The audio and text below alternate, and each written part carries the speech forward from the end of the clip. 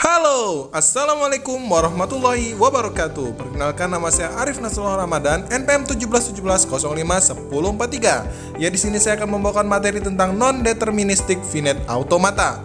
Ya, langsung saja ke materinya. Non-deterministic finite automata atau yang disebut dengan NFA adalah salah satu bagian dari otomata berhingga atau finite state automata FSA. Pada non-deterministic finite automata NFA dimungkinkan satu simbol menimbulkan transisi ke lebih dari satu kondisi dan memberikan beberapa kemungkinan gerakan sehingga keluarannya tidak dapat dipastikan.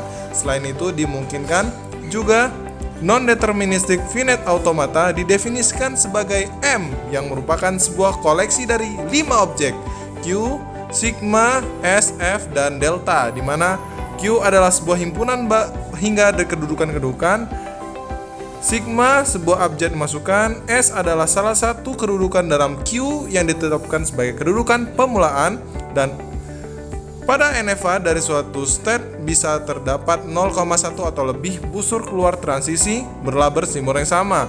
Di sini perbedaan ada pada fungsi transisinya, di mana untuk setiap pasangan state input kita bisa memiliki 0 atau lebih pilihan untuk state berikutnya.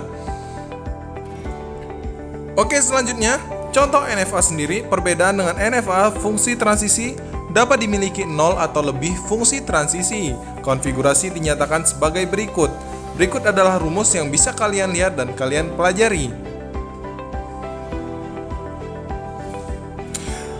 String diterima NFA bila terdapat suatu urutan transisi berdasarkan input dari state awal ke state akhir. Harus mencoba semua kemungkinan. Nah, ini adalah contoh string 01001.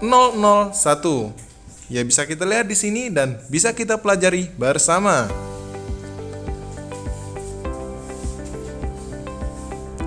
Selanjutnya kita akan membahas tentang penasaran? Ayo, penasaran?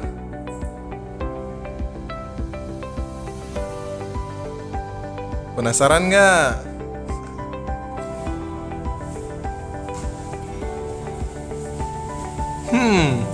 Mungkin kita membutuhkan menunggu sebentar saja. 3, 2, 1. Ya, langsung saja kita ke materi berikutnya. Epsilon NFA atau finite automata dengan epsilon transisi memungkinkan adanya transisi antara input kosong. Nah, ini adalah non-deterministic finite automata dengan E-move atau NFA E-move. Di sini kita mempunyai jenis automata baru yang disebut dengan non-deterministic finite automata. Di sini bisa dianggap sebagai empty atau kosong. Pada non-deterministic finite automata dengan E-move transisi E diperbolehkan merubah state tanpa membaca input, disebut dengan transisi E karena tidak bergantung pada suatu in-out ketika melakukan transisi. Contohnya bisa dilihat pada gambar berikut ini. Gambar berikut ini kita bisa memahami apa itu penjelasan gambar pertama yang tadi kita lihat. Dari Q0 tanpa membaca input dapat berpindah ke Q1. Dari Q1 tanpa membaca input dapat berpindah ke Q2. Dari Q4 tanpa membaca input dapat berpindah ke Q1. Salah satu kegunaan dari transisi E ini memudahkan kita untuk mengkombinasikan finite state automata. Closure untuk NFA E-move. Sekarang kita akan menambah suatu pengertian baru yang disebut E-closure. E-closure adalah himpunan state-state yang dapat dicapai dari suatu state tanpa membaca input. Misalkan E-closure Q0, himpunan-himpunan state-state yang